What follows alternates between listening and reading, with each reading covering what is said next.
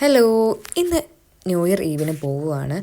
അവിടെ എത്തിയിട്ട് വേണം എന്തൊക്കെ കാര്യമായിട്ടുള്ള പരിപാടി എന്നൊക്കെ നോക്കാൻ. കാരണം പാരീസിൽ പോയ സമയത്ത് ഭയങ്കര ക്രൗഡും കാര്യങ്ങളൊക്കെ ഞാൻ പ്രതീക്ഷിച്ചിട്ടാണ് ഇവിടെയും ഞാൻ പോകുന്നത്. പക്ഷേ ഞാൻ പ്രതീക്ഷിച്ച അത്ര ക്രൗഡും ഞാൻ ഇവിടെ കണ്ടില്ല. പക്ഷേ എനിക്ക് പ്ലസ് പോയിൻ്റ് ആയിട്ട് തോന്നിയത് മിക്ക ന്യൂ ഇയർ ആകുമ്പോഴും എല്ലാ സ്ഥലത്തും ട്രാൻസ്പോർട്ട് സിസ്റ്റവും കടയും നേരത്തെ അടയ്ക്കും. ഞാൻ പാരീസിൽ പോയപ്പോഴും ഇതന്നെയായിരുന്നു അവസ്ഥ. നേരത്തെ 6 മണിക്കൊക്കെ അടച്ചതിനെ കൊണ്ട് ഫുഡൊക്കെ കിട്ടാൻ നല്ല രീതിയിൽ ബുദ്ധിമുട്ടിയിട്ടുണ്ടായിരുന്നു. പക്ഷേ ആംസ്റ്റർഡാമിൽ അങ്ങനത്തെ ഒരു ബുദ്ധിമുട്ട് എനിക്ക് ഫേസ് ചെയ്യേണ്ടി വന്നിട്ടില്ല.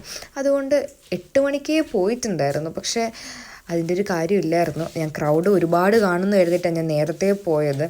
പക്ഷേ കടകളൊക്കെ തുറന്നിട്ടതിനെ കൊണ്ട് ഞാൻ സ്ട്രീറ്റിൽ ഇങ്ങനെ കുറേ നേരം തിരിഞ്ഞ് നടക്കുകയായിരുന്നു. മിക്ക കടയിൽ എന്ത് ഫുഡ് മേടിക്കണം, ഇവിടുന്ന് പ്രോഗ്രാം കഴിഞ്ഞ് തിരിച്ച് വീട്ടിലേക്ക് പോകുമ്പോഴും എന്നുള്ളൊരു ഗവേഷണത്തിലായിരുന്നു ഞാൻ.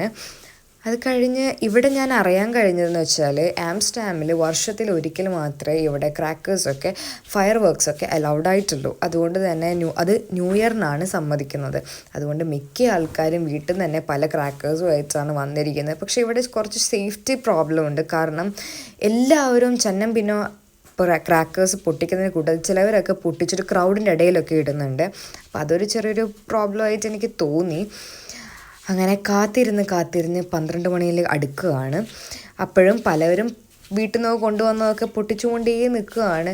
ഇതൊക്കെ കുറേ പേരൊക്കെ എനിക്ക് അറിഞ്ഞുകൂടാ ആർക്കെങ്കിലും എന്തെങ്കിലുമൊക്കെ പറ്റിയിട്ടുണ്ടോ എന്ന്. അങ്ങനെ ഫൈനലി ഞാൻ കാത്തിരുന്ന് 12 മണി ആയിട്ടുണ്ട്. അങ്ങനെ ഫയർ വർക്കൊക്കെ സ്റ്റാർട്ട് ചെയ്തിട്ടുണ്ടായിരുന്നു.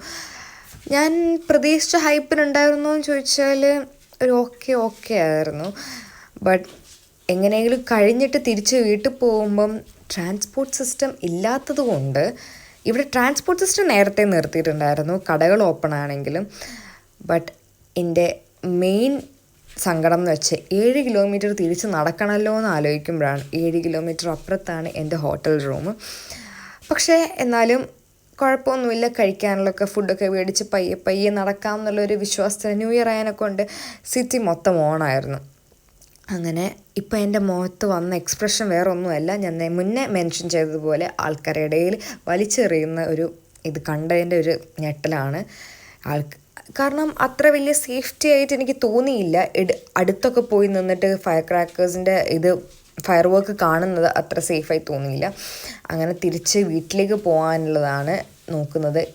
പക്ഷേ അപ്പം ഞാൻ കണ്ട കാഴ്ച എന്താണെന്ന് വെച്ചാൽ മിക്ക കടയിലും ആൾക്കാരെല്ലാവരും ഫില്ലായിട്ട് ഭയങ്കര ക്രൗഡായിരുന്നു. പക്ഷേ എനിക്ക് ടെൻഷൻ ഉണ്ടായിരുന്നു എനിക്ക് ഫുഡ് മേടിക്കാൻ പറ്റുമോ എന്ന്.